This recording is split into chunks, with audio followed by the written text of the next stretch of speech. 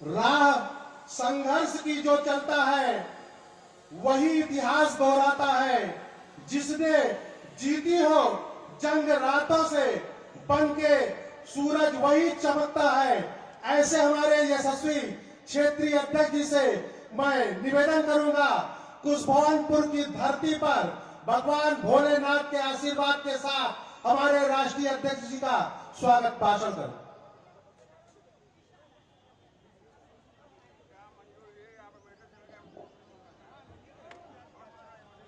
भारत माता की, भारत माता की जय श्री राम, जय श्री राम। जनपद के कुशभवनपुर के सभी माताओं, बहनों, वरिष्ठ साथियों, युवा साथियों को, सभी बड़ों को मेरा राम राम। आज विश्व के बहुत ही विशुद्धवा हनुमान जी की जो पवित्र धरती है उसके पावन भूमि पर पधारे विश्व के सबसे बड़े राजनीतिक दल के हमारे यशस्वी, तेजस्वी और कर्मठ राष्ट्रीय अध्यक्ष आदरणीय जेपी नड्डा जी का हम यहाँ सुल्तानपुर की धरती पर, कुशभवनपुर की धरती पर हार्दिक अभिनंदन और वंदन करते हैं। मित्रों एक बार पुनः जय श्री राम के साथ हम अभिवादन करके अपने राष्ट्रीय अध्यक्ष जी का अभिनंदन करेंगे। सब लोग दोनों हाथ मुट्ठी भर के, और चूंकि बगल में हम श्री राम मंदिर के बगल में बैठे हुए हैं, अयोध्या के बगल में बैठे हुए हैं, वहां पर श्री राम के नारे के साथ अपने राष्ट्रीय अध्यक्ष जी का अभिनंदन करेंगे। दोनों हाथ भींच के करेंगे।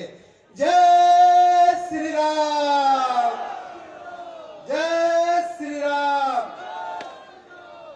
मित्रों पहले 2 चरणों में हुए मतदान से पूरी तरह साफ हो गया है कि बसपा, सपा, कांग्रेस सब हवा हो गई है। चारों तरफ राष्ट्रीय अध्यक्ष जी के नेतृत्व में पूरे देश में कमल फैल रहा है। उत्तर प्रदेश में कमल फैलने का काम राष्ट्रीय अध्यक्ष जी के सशक्त नेतृत्व में हम सभी कार्यकर्ता उनकी अगुवाई में इसको परिणाम को बदलने के लिए तत्पर है। मित्रों माननीय योगी जी और माननीय मोदी जी के यशस्वी नेतृत्व में, देश के प्रधानमंत्री आदरणीय मोदी जी के यशस्वी नेतृत्व में जो विकास का क्रम चल रहा है उसका उत्तर प्रदेश के 24 करोड़ जनता में से लगभग 75%, 3.25 करोड़ जनता उसकी साक्षी है। किसी को आवास मिला है, किसी को शौचालय मिला है, किसी को किसान सम्मान निधि मिला है, किसी को आयुष्मान योजना मिला है, ये और किसी को लगभग 150 करोड़ लोगों को वैक्सीन टीका मुफ्त मिला। मित्रों पूरे देश की, पूरे उत्तर प्रदेश की सुरक्षा, विश्वास, आत्म सम्मान के लिए जो माननीय मोदी जी और योगी जी का जो नेतृत्व में काम चल रहा है, माननीय राष्ट्रीय अध्यक्ष आदरणीय जेपी नड्डा जी के नेतृत्व में काम चल रहा है, उसका हम सब वो काम चलता रहे। इसलिए सुल्तानपुर की पांचों विधानसभा भारतीय जनता पार्टी की झोली में डालनी चाहिए। एक बार करतल ध्वनि से हम अभिनंदन करते हुए मैं सीधे राष्ट्रीय अध्यक्ष जी को, क्योंकि हमें उनका मार्गदर्शन सुनना है, हम उनके बताए हुए रास्ते पर हम कार्यकर्ताओं को आगे बढ़ना है, हम कम समय लेते हुए उनका अभिनंदन करते हुए अपनी वाणी को विराम देता हूं। बहुत बहुत स्वागत, बहुत बहुत अभिनंदन। 188 विधानसभा सुल्तानपुर के प्रत्याशी पूर्व मंत्री विनोद सिंह जी, जिनको जिताने का संकल्प लेने के लिए ये जन समुदाय यहाँ इकट्ठा हुआ है, मैं उनसे निवेदन करूंगा आकर अपनी इस जनता को अभिवादन करने का कष्ट करें।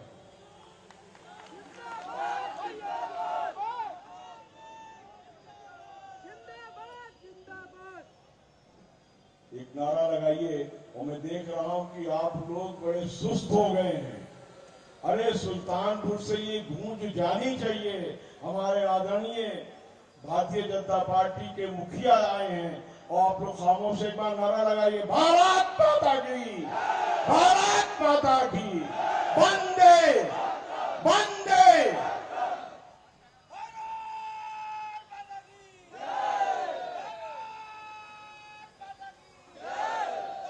परम श्रद्धेय व हम सबके आदरणीय राष्ट्रीय अध्यक्ष जी एवं मंच पर उपस्थित भारतीय जनता पार्टी के जिम्मेदार सम्मानित तथा कार्यकर्ता बंधुओं, आज हम सब के लिए हर्ष का विषय है कि विश्व का सबसे बड़ा राजनीतिक दल भारतीय जनता पार्टी के हमारे आदरणीय राष्ट्रीय अध्यक्ष का आगमन पहली बार कुश भवनपुर की धरती पे हुआ है। इस अवसर पर मैं भारतीय जनता पार्टी के रूप में अपने हृदय की गहराइयों से आपका वंदन और अभिनंदन करता हूं। माननीय अध्यक्ष जी, हम सबके लोकप्रिय प्रधानमंत्री आदरणीय नरेंद्र मोदी जी व जनप्रिय मुख्यमंत्री आदरणीय योगी जी के कुशल नेतृत्व में बिना किसी भेदभाव के जनहित के कार्यों से जनता डबल इंजन की सरकार को फिर से लाने के लिए बेताब है। ऊपर से आज आपका आशीर्वाद मिल गया, इसमें मेरा और सम्मानित मतदाता एवं कार्यकर्ताओं का उत्साह दुगना बढ़ गया। अपराधियों के हौसले पस्त हो गए। जनता सुख शांति और सुरक्षा के लिए भारतीय जनता पार्टी के पक्ष में है। अंत में एक बार मैं फिर पुनः आपसे अपील करता हूं कि मुझे एक बार अपनी सेवा का अवसर दीजिए। आपको विश्वास दिलाता हूं कि जिस तरीके से आपने एक बार मेरे पिता स्वर्गीय बाबू के.एन. सिंह को आपने सांसद बनाया था, भारत सरकार में मंत्री बने, उन्होंने सुल्तानपुर में कमला नेहरू संस्थान ऐसे शिक्षण संस्था जो आज उत्तर प्रदेश नहीं पूरे भारतवर्ष में एक स्थान ग्रहण कर चुका है। उन्होंने अपने उस जमाने में एक चीनी मिल लाए और 400 KVA जो है उन्हीं के जमाने में आया। आप यकीन मानिए, अगर आपने एक बार अवसर दे दिया तो पुनः एक बार आपने मौका दे दिया तो सुल्तानपुर का और आदरणीय हमारे जेपी नड्डा जी भारतीय जनता पार्टी के अध्यक्ष हैं। अभी मैंने इनसे कहा कि साहब आपका आशीर्वाद मुझे चाहिए, और आपने कहा कि मेरा आशीर्वाद आपके साथ है। जिसके ऊपर आदरणीय अध्यक्ष का साथ हो तो सुल्तानपुर का नक्शा बदल जाएगा। जिस प्रकार से 70 के दशक में बदला, ये आने वाले वर्षों में बदल जाएगा। अंत में मैं एक ही आदरणीय अध्यक्ष को विश्वास दिलाना चाहता हूं कि जनपद सुल्तानपुर में, ये सुल्तानपुर विधानसभा में नहीं, पूरे 5 विधानसभा में एक ही नारा गूंज रहा है। और क्या है? गूंज रहा है एक ही नारा, मोदी योगी। आवाज भोजन करके नहीं आए क्या? एक बार लगाइए फिर। गूंज रहा है एक ही नारा, योगी मोदी जय श्री राम। गूंज रहा है एक ही नारा, जय श्री राम। धन्यवाद माननीय विनोद सिंह जी। ये जनता अगर मगर के लिए नहीं बैठी है, ये जनता यहाँ संकल्पित होकर बैठी है कि हमें यहाँ से 5 के 5 कमल का पुष्प श्री राम के चरणों में चढ़ाना है। आपके नाम के साथ जो पूर्ण शब्द लगा है, सिर्फ उसी को हटाने के लिए ये जनता यहाँ बैठी हुई है। अब मैं यहाँ हम भारतीय जनता पार्टी जो विश्व की सबसे बड़ी पार्टी है, उसके राष्ट्रीय अध्यक्ष प्रधानमंत्री मोदी के दूत जो यहाँ भाषण देने नहीं पैगाम सुनाने आए हैं, सोए हुए सिंह पुत्रों का स्वाभिमान जगाने आए हैं, ऐसे यशस्वी राष्ट्रीय अध्यक्ष माननीय जगत प्रसाद नड्डा जी को मैं आमंत्रित करता हूं मंच पर आकर हमें यहाँ के कार्यकर्ताओं में वो ऊर्जा का संचार करे जो 5 की 5 विधानसभाओं को जिताकर योगी आदित्यनाथ जी को पुनः मुख्यमंत्री बनाने के लिए अग्रसर हो। जेपी नड्डा जिंदाबाद, जेपी नड्डा जिंदाबाद। बोले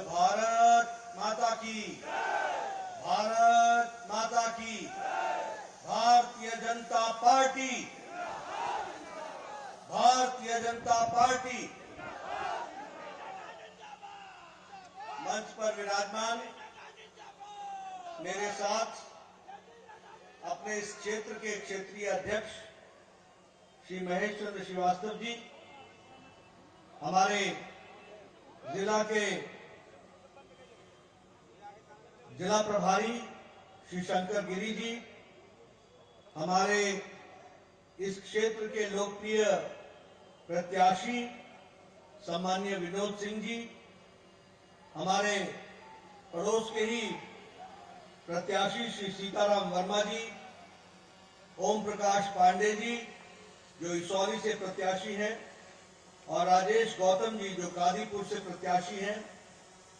यहां उपस्थित डॉक्टर R.A. वर्मा जी, जिला के हमारे जुझारू अध्यक्ष, श्री संत बख्श सिंह जी चुन्नू जी, क्षेत्रीय उपाध्यक्ष, श्री सुशील त्रिपाठी जी जो क्षेत्रीय महामंत्री हैं, राजा प्रसाद उपाध्याय जी राजा बाबू जो प्रत्याशी हैं सदर विधायक के, सूर्यभान सिंह जी विधायक सुल्तानपुर, देवमणि द्विवेदी जी विधायक लंबुआ, के शर्मा जी जो हमारे नेशनल राष्ट्रीय स्पोर्ट्स पर्सन हैं, श्री बबीता जायसवाल जी अध्यक्ष नगर पालिका, श्री ओम प्रकाश पांडे जी, अर्जुन सिंह जी, जय नारायण जी, सम्मानित मंच, और यहाँ इतनी बड़ी संख्या में एकत्र आए माताएं, बहनें, मातृशक्ति, मेरे नौजवान साथी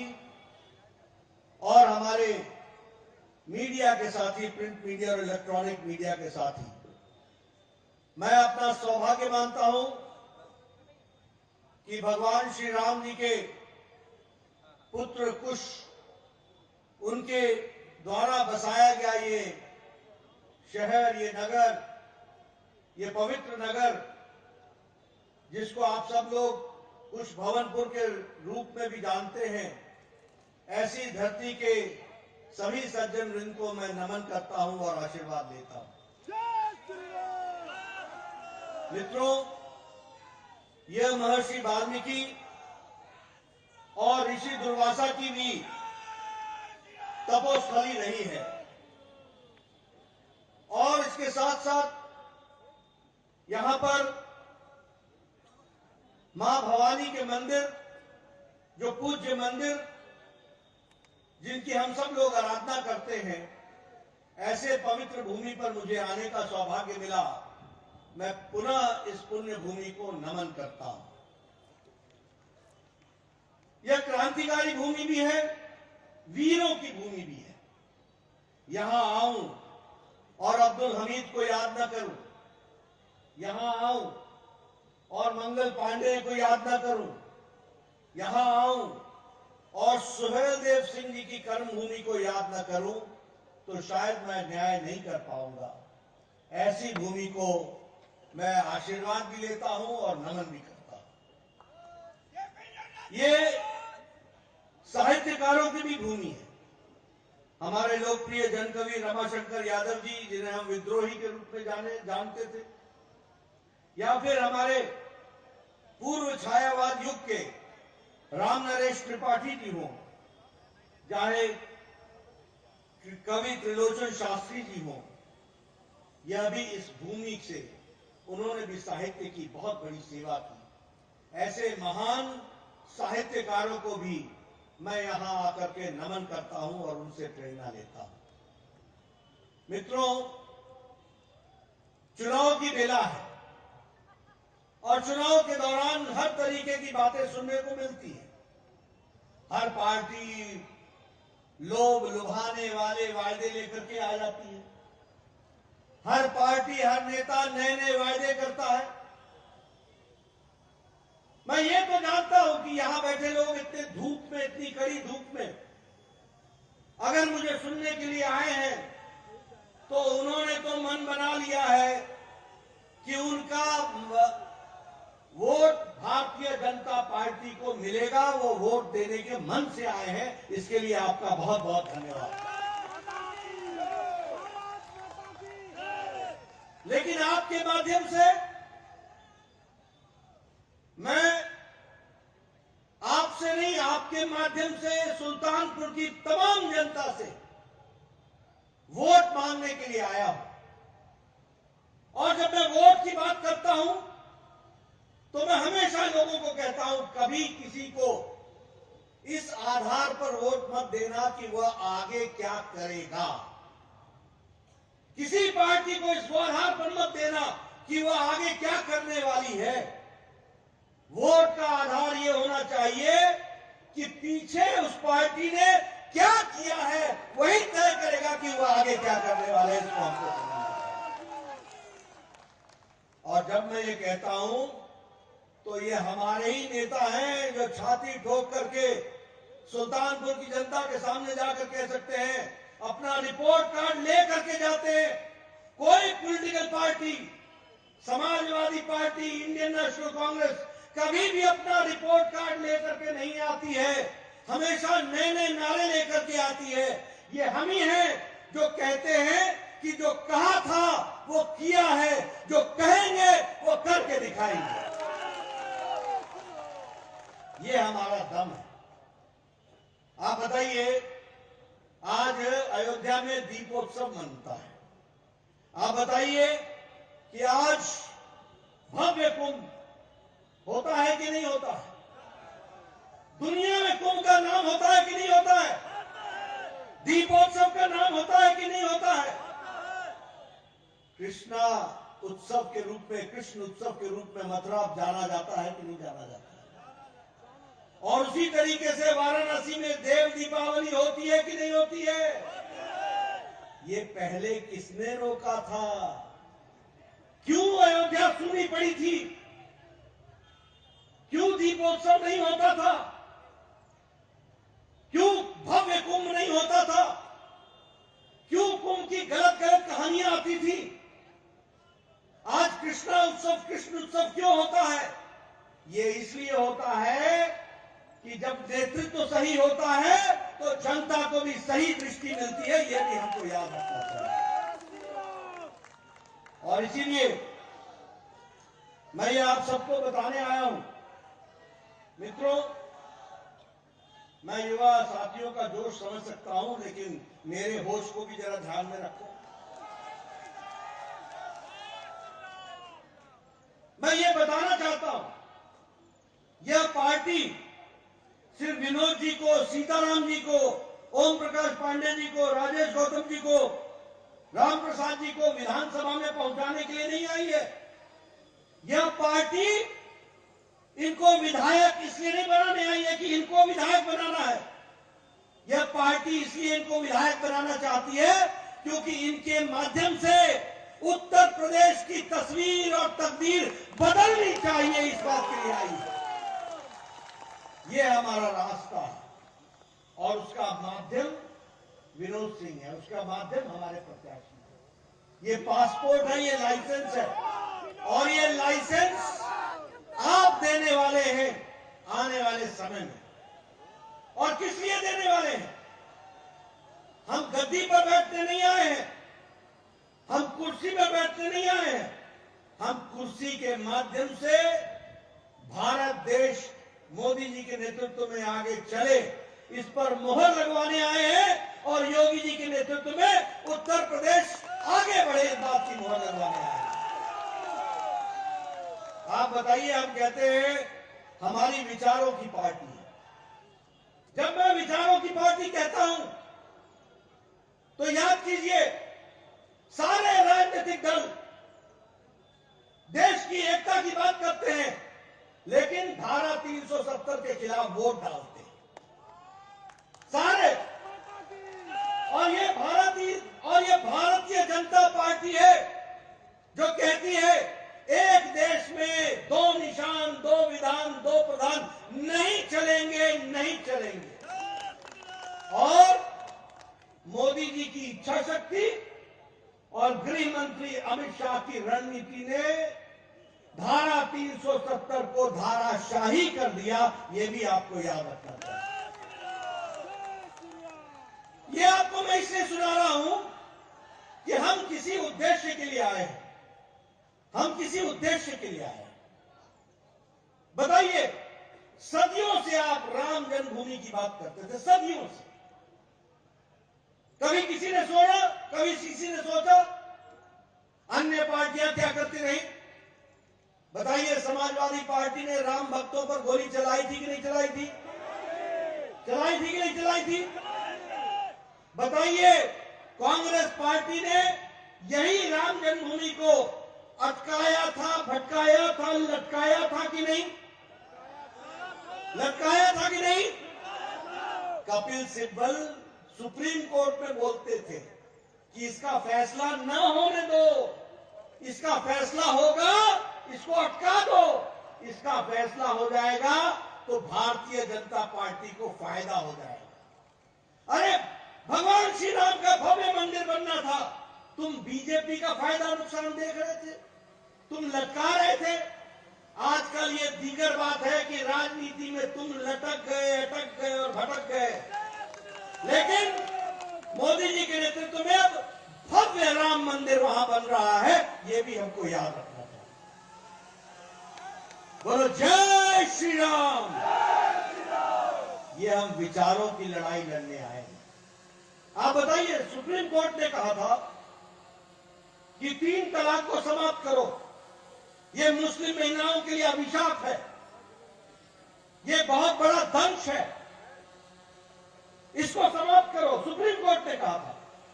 किसी भी राजनीतिक दल में ये ताकत नहीं थी, किसी भी राजनीतिक दल के नेता में ये रीढ़ की हड्डी नहीं थी कि वो इसको हटा दे। वो समझौता करते थे, वो तुष्टीकरण की राजनीति करते थे। ये मोदी जी हैं जिन्होंने सुप्रीम कोर्ट के आदेश को पार्लियामेंट में लाकर कानून बना करके मुस्लिम बहनों को 3 तलाक से आजादी दिला दी। ये भी हमको याद रखना चाहिए। और आपको भी जानकारी होनी चाहिए, 3 तलाक पाकिस्तान में नहीं है, 3 तलाक अफगानिस्तान में नहीं है, 3 तलाक बांग्लादेश में नहीं है, 3 तलाक ईरान में नहीं है, 3 तलाक इराक में नहीं है, 3 तलाक सीरिया में नहीं है, 3 तलाक बहुतायत मुस्लिम देश इंडोनेशिया में भी नहीं है। लेकिन हमारा देश जो सेकुलर देश था, यहां 3 तलाक जारी था, सुप्रीम कोर्ट के आदेश के बावजूद जारी था। ये मुस्लिम बहनों को आजादी दिलाने का काम किया तो विचारों की पार्टी भारतीय जनता पार्टी ने करके दिया। ये हमको ध्यान रखना है। इसलिए मित्रों, हम एक विचारों से जुड़े हुए पार्टी है। दूसरी बात, हम गांव, गरीब, दलित, पीड़ित, शोषित, समाज के अंतिम पायदान पर खड़ा व्यक्ति, हमारी महिला शक्ति, हमारे नौजवान युवा, हमारे किसान भाई, इनके लिए समर्पित है तो भारतीय जनता पार्टी है। ये याद रखना। और फिर ये मैं भाषण के लिए नहीं कह रहा हूं। हमारे हर कार्यक्रम देख लो आप, हर कार्यक्रम वो गरीब को मजबूती देते हैं, वो महिलाओं को मजबूती देते हैं, वो युवाओं को मजबूती देते हैं, वो किसान को सशक्त करते हैं। इस बात को हमको समझना पड़ेगा। हमारे नेता भी बोल रहे थे, विनोद सिंह जी ने थोड़ी देर में जो चर्चा की, उन्होंने बातचीत की विकास की। अरे मित्रों, यही देश था ना जहां एक भारत का प्रधानमंत्री बोलता था कि 100 पैसा भेजता हूं, 100 रुपए भेजता हूं तो 15 ही पहुंचता है। आज मोदी जी ने 45 करोड़ जनधन खाते खोलकर, चाहे किसान हो, चाहे युवा हो, चाहे महिलाएं हो, उनके खाते में बिना बिचौलिए के सीधे भारत सरकार का पैसा पहुंचाने की योजना की है। अब जनधन खाते में 100 रुपया उनके खाते में जाता है। यह है अंतर। इस अंतर को समझो। गरीब कितना सशक्तिकरण हुआ है। प्रधानमंत्री आवास योजना का पैसा सीधा जाता है, प्रधानमंत्री गरीब कल्याण योजना के सीधा उन तक पहुंचता है, प्रधानमंत्री किसान सम्मान निधि सीधी उन तक पहुंचती है। कोई बिचौलिया नहीं, कोई बीच में नहीं। और योजनाएं, सौभाग्य योजना उठा लो। अरे मोदी जी का इंतजार करना पड़ा। 18,000 गांव जिनको बिजली नहीं थी। मैं 2012 के चुनाव में आया था, मैं 2012 के चुनाव में यहां पर प्रचार करने के लिए आया था। मैंने सबको कहा कि भैया मेरे को सूर्यास्त से पहले ही घुमा लो गांव, उसके बाद बड़ा मुश्किल होता है। तुम मेरे आगे ये सौर ऊर्जा लेके चलते हो, पता नहीं मैं नाली में गिरूं, कहां गिरूं, समझ में नहीं आता। सड़क कहां होगी, खत्म होगी, मालूम नहीं। अंधेरा ही अंधेरा, अंधेरा ही अंधेरा। ये उत्तर प्रदेश मैंने अपनी आंख से 2012 में देखा है। और आज हमारे लोग बोलते हैं 16 घंटे नहीं, 24 घंटे बिजली चाहिए, 24 आवर, 24 घंटे। 18,000 गांव को बिजली दी है, 2.5 करोड़ लोगों के घर में बिजली पहुंचाई है, तो मोदी जी ने पहुंचाई है, योगी जी ने पहुंचाई है। इस बात को याद करना चाहिए। मित्रों, याद करो 2014 के पहले गरीब आदमी की स्थिति क्या थी? स्थिति, अगर किसी गरीब आदमी के यहां किसी को कैंसर हो गया, अगर किसी गरीब आदमी के यहां किसी को दिल की बीमारी हो गई, तो नेता लोग एप्लीकेशन लेकर के मुख्यमंत्री के द्वारे जाते थे और प्रधानमंत्री के द्वारे जाते थे। कहते थे इसका इलाज करा दो, इसके पास पैसे नहीं है, और फिर प्रधानमंत्री मुख्यमंत्री उसको राहत देने की कोशिश करते थे। लेकिन गरीब आदमी का गांव में खेत बिक जाता था, मकान बिक जाता था। क्या यह स्थिति थी कि नहीं थी? बताओ, थी कि नहीं थी? मोदी जी ने आयुष्मान भारत में 50 करोड़ लोगों को, यानी भारत की 40% आबादी को गंभीर बीमारियों से लड़ने के लिए हर साल 5-5 लाख रुपए प्रति परिवार दिया है। ये भी हमको याद रखना चाहिए। 2.5 करोड़ से ज्यादा लोगों का इलाज हो चुका है पिछले 3-4 सालों में। 2.5 करोड़ से ज्यादा गंभीर बीमारी। और कौन है ये बेचारे लोग? गरीब लोग, रिक्शा वाला, फेड़ी वाला, रेड़ी वाला, ठेले वाला, सब्जी वाला, बाल काटने वाला, रैक पिकर जो कूड़ेदान से प्लास्टिक उठाता है, ऐसे गरीब लोगों को मोदी जी ने 5 लाख रुपए का, हर साल 5 लाख रुपए का हेल्थ कवर दिया। ये हमको इसलिए मैं भाषण देने नहीं आया हूं। किस तरीके से गरीबों के बारे में, उत्थान के बारे में सोचा गया है, वो आपको बताने आया हूं। आप बताइए, स्वच्छ भारत अभियान, मोदी जी ने कहा मैं स्वच्छ अभियान शुरू करूंगा लाल किले के प्राचीर से 2014 में। मुझे याद है, ये जो चांदी के चम्मच के साथ पैदा हुए नेता है ना, कांग्रेस, इंडियन नेशनल कांग्रेस और समाजवादी पार्टी के, इन्होंने मजाक उड़ाया था, मखौल उड़ाया था और ये कहा था कि प्रधानमंत्री स्वच्छता की बात करता है, लाल किले से कोई और बात नहीं रह गई थी करने को। मैं आपके सामने एक वाक्य बताना चाहता हूं। राम मनोहर लोहिया जी ने, जो हम सबके बहुत बड़े सोशलिस्ट लीडर हुए, उन्होंने 60 के दशक में पार्लियामेंट में भाषण दिया था। जवाहरलाल नेहरू के नहीं, लाल बहादुर शास्त्री के सामने, कि मुझे शर्म आती है कि भारत के महिलाएं गांव में जब मेरी जीप जाती है तो वो बेचारे अपनी दैनिक नित्य क्रम के लिए झुंड की झुंड के रूप में निकल करके खेतों की तरफ जाते हुए दिखती हैं।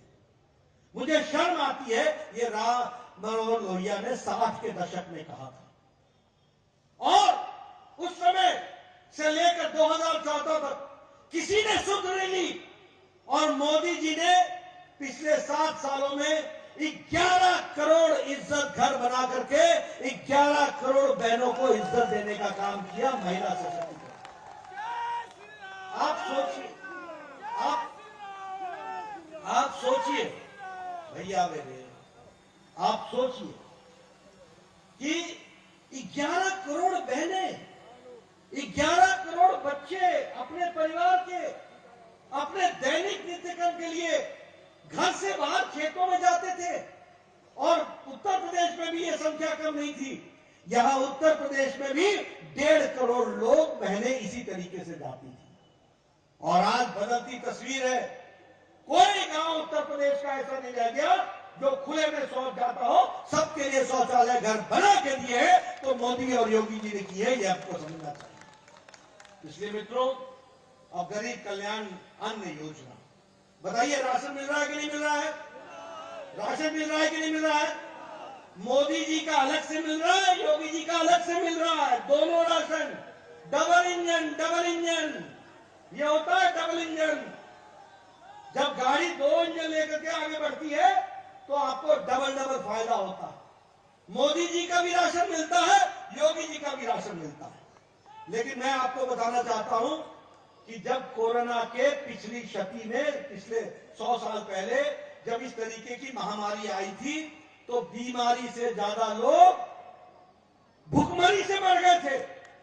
और मोदी जी ने पिछले मार्च महीने 2020 के मार्च से प्रधानमंत्री गरीब कल्याण अन्न योजना के तहत आपको, हर व्यक्ति को घर पर राशन पहुंचाने का काम किया है। तो मोदी जी ने किया, योगी जी ने किया, यह भी हमको याद रखना चाहिए।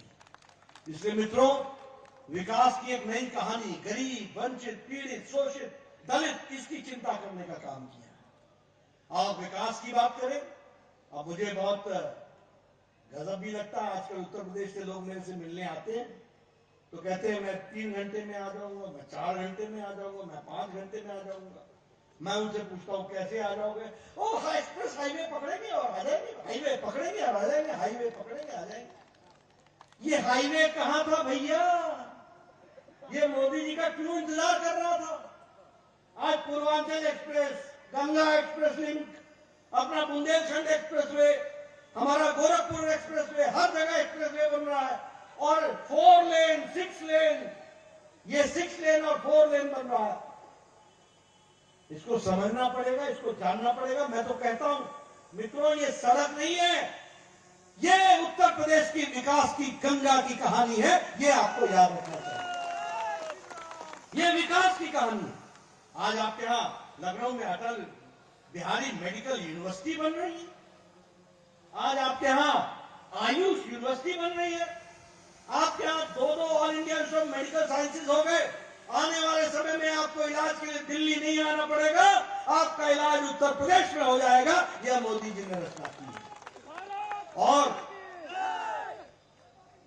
आपको जान करके आश्चर्य भी होगा और खुशी भी होगी। आश्चर्य है कि 22-23 करोड़ की जनसंख्या उत्तर प्रदेश, और 2014 में जब मैं स्वास्थ्य मंत्री बना तो उस समय यहां पर 14 मेडिकल कॉलेज थे, सिर्फ 14 मेडिकल कॉलेज। और आज मोदी जी के आशीर्वाद से 59 मेडिकल कॉलेज हैं, जिसमें सुल्तानपुर भी आता है। यह भी आपको ध्यान रखना चाहिए। क्यों नहीं चिंता हुई? आज सुल्तानपुर में मेडिकल कॉलेज कैसे हो रहा है? इसलिए हो रहा है कि मोदी जी ने तय किया कि हमारा बच्चा बाहर नहीं जाएगा पढ़ने के लिए, वो डिस्ट्रिक्ट में ही पढ़ेगा और वहीं के गांव की सेवा करेगा, वहीं मेडिकल कॉलेज बनाएंगे। इस बात को लेकर के पूरा किया। अभी जो निर्मला सीतारमण जी ने जो बजट रखा है, उसमें 1 साल में 60 लाख लोगों को नौकरी मिलने वाली है। प्रमोशन इन लिंक इंसेंटिव के तहत 60 लाख लोगों को नौकरी मिलने वाली है। 1 साल में 20,000 करोड़ के लागत से 25,000 किलोमीटर सड़क बनने वाली है। एक नई इकोनॉमी की कहानी बनने वाली है। और यही नहीं, लगभग 80 लाख नए घर बनेंगे, पक्के मकान। वैसे आपको बता दूं, 1,36,00,000 मकान बन चुके हैं, और मेरे ख्याल से शायद 70-80 लाख उत्तर प्रदेश में बन चुके हैं मकान। और ये मकान कैसे हैं? अलग रसोई घर, उसमें गैस का कनेक्शन, अलग शौचालय, रहने के लिए अलग कमरा, अहाता अलग और टेरेस अलग। और सबसे बड़ी बात कि घर का मालिक नहीं होगा, मालकिन होगी, महिला सशक्तिकरण होगा। ये किया अब 1 साल के अंदर लगभग 60 लाख घर बनेंगे 48,000 करोड़ रुपए की लागत से। और लगभग 3,82 लाख लोगों के घर में पानी, नल पहुंचेगा 60,000 करोड़ रुपए की लागत से। तो यह विकास हो रहा है। मित्रों, हमारा नारा है, फर्क साफ है, सोच ईमानदार है और नेता दमदार और असरदार है। अब ये फर्क साफ है।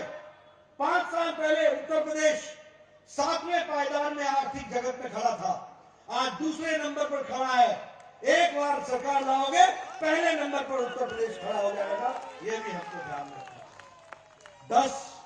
10 नए विश्वविद्यालय आए हैं, 77 नए कॉलेज खुले हैं और उसके साथ साथ लगभग 28 इंजीनियरिंग कॉलेज खुले हैं। यह भी हमको ध्यान में रखना चाहिए। मित्रों, हमारा जो संकल्प पत्र है उसमें हमने कहा है उज्ज्वला में गैस तो आ गई, लेकिन अब योगी जी की तरफ से होली और दिवाली में 2 सिलेंडर मुफ्त मिलेगा, इसकी भी व्यवस्था की गई है।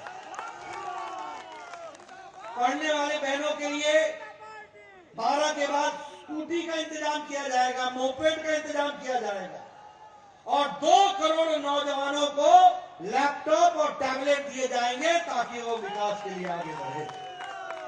तो मित्रों, उसी तरीके से किसानों के लिए हर दृष्टि से सुविधा देने की बात की जाएगी, तो उसको भी आगे बढ़ाने का काम किया है। मित्रों, अब यहां पर मैं कुछ और आपसे गहरी बात करने आया और वह गहरी बात, क्योंकि मैंने विकास की बात आपसे कर ली, आपको फर्क मैंने साफ दिखा दिया, लेकिन मैं उत्तर प्रदेश के लिए जो एक काले बादल की तरह मंडरा रहा है उससे आपको मैं सजग कराना चाहता हूं। ये काले बादल हैं, ये उत्तर प्रदेश के लिए नासूर है, ये उत्तर प्रदेश के विकास के लिए रोड़ा है। और मैं फिर कहने के लिए नहीं कह रहा हूं, मैं आपके सामने इस बात को रखना चाहता हूं। बताइए, 5 साल पहले उत्तर प्रदेश में माफिया राज था कि नहीं था? बताइए, 5 साल पहले लोग अपने दुकानें बंद करके 5-7 बजे के बाद चले जाते थे कि नहीं चले जाते? बताइए, माताएं बहनें असुरक्षित थी कि नहीं थी? बताइए, मुख्तार अंसारी ये दंदनाता था कि नहीं दंदनाता था? आप बताइए, आतिक अहमद दंदनाता था कि नहीं दंदनाता था? आप बताइए, ये सारे लोग, ये आजम खान दंदनाता था कि नहीं दंदनाता था? आजकल ये तीनों के तीनों जेल में गुल्ली डंडा खेल रहे हैं कि नहीं खेल रहे हैं? अब मैं आपसे पूछना चाहता हूं कि कौन सा कानून था जब ये दंदना रहे थे और कौन सा कानून था जो आज ये जेल में गुल्ली डंडा खेल रहे हैं? मित्रों, कानून एक था, पर उस समय राजा की आंखों में पट्टी बंधी थी। आज योगी राजा के कान आंख खुले हैं और इसलिए ये जेल के अंदर है और आप बाहर बस्ती में घूम रहे हैं। ये हमको समझना चाहिए। उस समय के राजा के आंखों पे पट्टी बांधी गई थी और बंधवाई थी, मैं ना देखूं, करो मौज। मैंने सुना अखिलेश जी इन लोगों को साहब के नाम से संबोधित करते हैं। साहब, वाह रे वाह, वाह रे सपा, ये काले बादल आधे जेल से लड़ रहे हैं, आधे बेल पर है। मित्रों, आप बताइए, 5 साल पहले अखिलेश जी के राज में 200 दंगे हुए थे कि नहीं हुए थे? आप बताइए, 300 बार बंद हुआ था कि नहीं हुआ था उत्तर प्रदेश? कर्फ्यू लगा था कि नहीं 700 बार? योगी जी के टाइम पर एक भी दंगा नहीं हुआ और किसी की भी बंद कराने की हिम्मत नहीं है और हर एक जुलूस ठीक से निकलता है कि नहीं निकलता है? विसर्जन ठीक से होता है देवी जी का कि नहीं होता है? परमिशन मिलती है कि नहीं मिलती है? ये है अंतर, वो है सूरज और ये है काले बादल।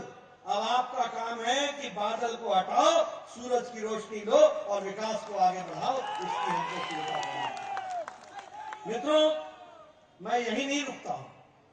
आप बताइए, कैराना में 60 परिवार पलायन कर गए थे कि नहीं कर गए थे? और मुजफ्फरनगर दंगे में 92 लोग मरे थे कि नहीं मरे थे? और मुजफ्फरनगर में मरने वाले, मुजफ्फरनगर में दंगा कराने में जो मुख्य अभियुक्त था उसको एरोप्लेन से अखिलेश ने अपने घर में निमंत्रण दिया था कि नहीं दिया था? वो गया था कि नहीं गया था? उसको बिरयानी खिलाई थी कि नहीं खिलाई थी? अब चुनाव वाले दिन आपने भी इन लोगों को अच्छे तरीके से इनकी सेवा करनी है, मुंह तोड़ जवाब देना है ये हमको समझना पड़ेगा। और मैं फिर यही नहीं रुकता हूं। अभी अभी मुझे पता चला, मैंने परसों रात को टीवी ऑन किया तो देखा हमारे अखिलेश जी अपने पूज्य पिताजी के साथ बड़े दिनों बाद दर्शन हुए उनके। कहां दर्शन हुए? करहल में। इसका मतलब अब अखिलेश जी आपने उत्तर प्रदेश का चुनाव लड़ना छोड़ दिया। अब आपको मुलायम सिंह जी के आशीर्वाद की जरूरत करहल की धरती पर पड़ गई। देखो, ये राजनीतिक दृष्टि से ये समझने की बात है कि घर ही हिला हुआ है, तो उत्तर प्रदेश की क्या बात करनी? क्या जरूरत पड़ी आखिर मुलायम जी को वहां करहल जाने की? इसलिए जरूरत पड़ी क्योंकि घर हिल गया है, हिल गया है। और अब वो चुनाव उत्तर प्रदेश का नहीं लड़ रहे हैं, अब तो करहल का चुनाव लड़ रहे हैं, घर की सीट का चुनाव लड़ रहे हैं। इसको भी हमको याद करना चाहिए और इसको भी हमको समझ करके ही चलना चाहिए। मित्रों, मैं आपके साथ 3 घटनाएं बताना चाहता हूं। मैं सारी बातें आंकड़ों के साथ लेके आता हूं और मैं यहां पर मीडिया को ओपनली चैलेंज करता हूं। मेरी बात को नोट करना और मेरी बात को अखिलेश जी जब यहां पर उनका पदार्पण हो, जब वो साक्षात यहां पर दर्शन हो उनके, तो उनसे मेरी तरफ से सवाल पूछ लेना। मैं आपके सामने कुछ आंकड़े रखना चाहता हूं। सबसे पहली बात मैं आपके सामने ये बताना चाहता हूं कि 26 अप्रैल 2000 क्षमा करिएगा 23 फरवरी 2005 23 नवंबर 2007, याद कीजिए, उत्तर प्रदेश में 3 बम ब्लास्ट हुए थे कचहरी में। एक अयोध्या की कचहरी में बम ब्लास्ट हुआ था, एक लखनऊ की कचहरी में बम ब्लास्ट हुआ था और एक वाराणसी की कचहरी में बम ब्लास्ट हुआ था। 3 बम ब्लास्ट हुए थे। 15 लोग मारे गए थे और 50 लोग घायल हुए थे। 15 लोग मारे गए थे, 50 लोग घायल हुए थे। इसका जिम्मेवारी इंडियन मुजाहिदीन ने ली थी और इंडियन मुजाहिदीन ने कहा कि यही नहीं, हमने इसके साथ साथ दशाश्वमेध घाट पर भी ब्लास्ट किया था 23 फरवरी को, जिसमें 7 लोग मारे गए थे। श्रमजीवी ट्रेन पर भी हमने ब्लास्ट किया था जिसमें 13 लोग मारे गए थे। नई दिल्ली के सरोजनी नगर और गोविंदपुरी और पहाड़गंज में भी हमने बम ब्लास्ट किया था जिसमें 62 लोग मारे गए थे। हमने संकट मोचन वाराणसी में भी ब्लास्ट किया था जिसमें 28 लोग मारे गए थे। हमने मुंबई के लोकल ट्रेन में भी ब्लास्ट किया था जिसमें 209 लोग मारे गए थे। और इसमें यूपी के एसटीएफ ने और एनआईए ने मिल करके स्पेशल टास्क फोर्स ने हाकिम तारिक कासमी, जो आजमगढ़ का रहने वाला था, और इसके साथ साथ खालिद मुजाहिद, जो जौनपुर का रहने वाला था, इन दोनों के खिलाफ केस मुकदमा दायर किया इन सब ब्लास्ट को लेकर। ये सारे ब्लास्ट कचहरी से लेकर, दशाश्वमेध घाट से लेकर, बॉम्बे ट्रेन ब्लास्ट से लेकर, सरोजनी नगर के ब्लास्ट से लेकर के सारे ब्लास्ट के लिए इनको दोषी पाया गया। अब आपको मैं बताना चाहता हूं कि 26 अप्रैल 2012, मेरी डेट नोट कर लेना, बाकायदा उत्तर प्रदेश के बतौर मुख्यमंत्री अखिलेश जी ने केस को वापस लेने के लिए हुक्म जारी किया और केस को विड्रॉ कर लिया। आतंकवादियों के खिलाफ केस विड्रॉ हो गया। इलाहाबाद हाईकोर्ट ने कहा, आप ये केस वापस नहीं ले सकते हैं, इस केस पर मुकदमा चलेगा। इसी दौरान एक गोरखपुर में गोलघर बम ब्लास्ट हुआ, उसमें भी इन दोनों का नाम आया, वह भी केस जुड़ा, उससे भी अखिलेश जी ने इनको बरी कर दिया।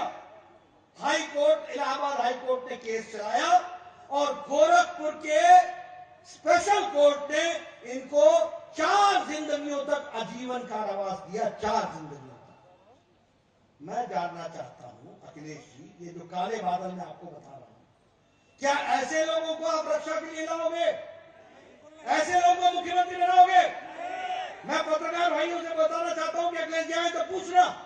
क्या ऐसे लोग मुख्यमंत्री बनेंगे जो रक्षक ही भक्षक बन जाए? अभी परसों अखिलेश जी ने कहा बीजेपी वाले संविधान को नहीं मानते। अरे तुमने शपथ ली थी कि मैं ईश्वर की शपथ लेता हूं कि मैं संविधान की रक्षा करूंगा, लेकिन तुम्हारे कर्तव्य बताते हैं कि तुमने क्या किया। तुमने शपथ ये ली कि मैं ईश्वर की शपथ लेता हूं कि मैं आतंकवादियों की रक्षा करूंगा। ये काम तुमने करके किया। यही नहीं, रामपुर में 31 की रात 2007 31 दिसंबर और 1/2008 1 बजे रात को रामपुर में AK-56 से सीआरपीएफ के कैंप पर AK-56 राइफल से हमला किया इंडियन मुजाहिदीन के लोगों ने और लश्कर ए तोयबा ने।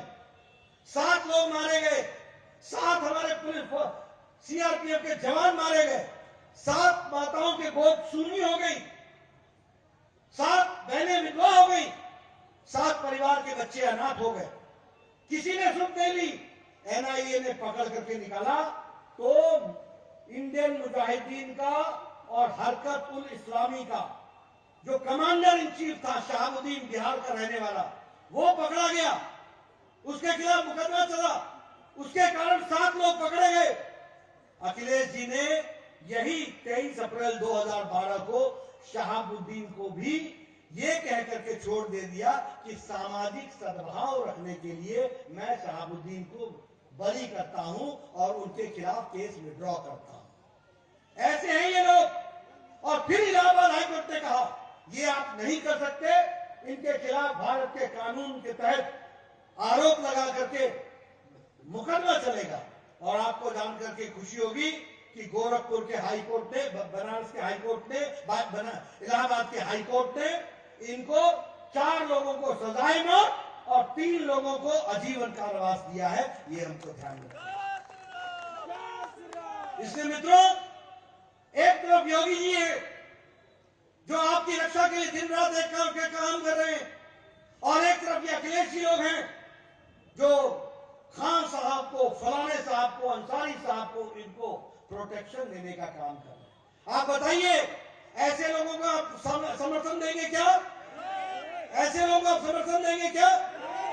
मित्रों, ये मैं सुल्तानपुर में यहां बैठे लोगों को, माताओं बहनों को सिर्फ नहीं कह रहा हूं, आपके माध्यम से सुल्तानपुर के हर विधानसभा के लिए मैं अपील कर रहा हूं कि आप इन सब लोगों को आप चुनाव जिताएं। ये राष्ट्रवाद का रास्ता है, ये विकास का रास्ता है, ये आगे बढ़ने का रास्ता है, और समाजवादी पार्टी का रास्ता विनाश का रास्ता है, अपने ऊपर काले बादल छाने का रास्ता है। ये हमको ध्यान में रखना है। और इसीलिए मैं आपसे अपील करने आया हूं कि आप पूरी ताकत लगा करके नौजवान साथी चुनाव तक चुप मत बैठना, घर घर जाओ, गांव गांव जाओ, लोगों को संदेश दो कि विकास का दूसरा नाम है तो भारतीय जनता पार्टी है, राष्ट्रवाद का नाम है तो भारतीय जनता पार्टी है, देश को आगे बढ़ाने का नाम है तो नरेंद्र मोदी है, और प्रदेश को आगे बढ़ाने का नाम है तो योगी आदित्यनाथ है। इसको लेकर के आगे बढ़ो। मुझे पूरा विश्वास है कि आप ये काम करेंगे। और मीडिया वाले मेरे प्रश्नों को नोट कर लिया होगा, वह जरूर अखिलेश जी से पूछेंगे। मैं हवाई की बात करने वाला आदमी नहीं हूं, मैं तथ्यों के साथ जनता के बीच में जाने वाला आदमी हूं। और इसीलिए मैं ये बात आपको बता रहा हूं, ये मुद्दा होना चाहिए चुनाव का। एक तरफ रक्षक है योगी जी, एक तरफ रक्षक हैं हमारे भारत के प्रधानमंत्री, एक तरफ भक्षक हैं जो कानून के आड़ में अपने आप को पनपाते हैं और अपने लोगों के माध्यम से जनता को अंधकार में ढकेलते हैं। ये आपको याद रखना चाहिए। आपने मेरी बात सुनी, इतने धूप में आप बैठे रहे, आपका बहुत बहुत धन्यवाद। जय भारत, जय उत्तर प्रदेश। बहुत बहुत धन्यवाद माननीय राष्ट्रीय अध्यक्ष जी। सुल्तानपुर की ये जनता आपको विश्वास दिलाती है, सुल्तानपुर के 5 विधानसभा सीटें जीतकर भाजपा की झोली में डालेगी। अब मैं अपने यशस्वी जिलाध्यक्ष जी से आग्रह करूंगा, आकर आए हुए जनता का आभार व्यक्त करें।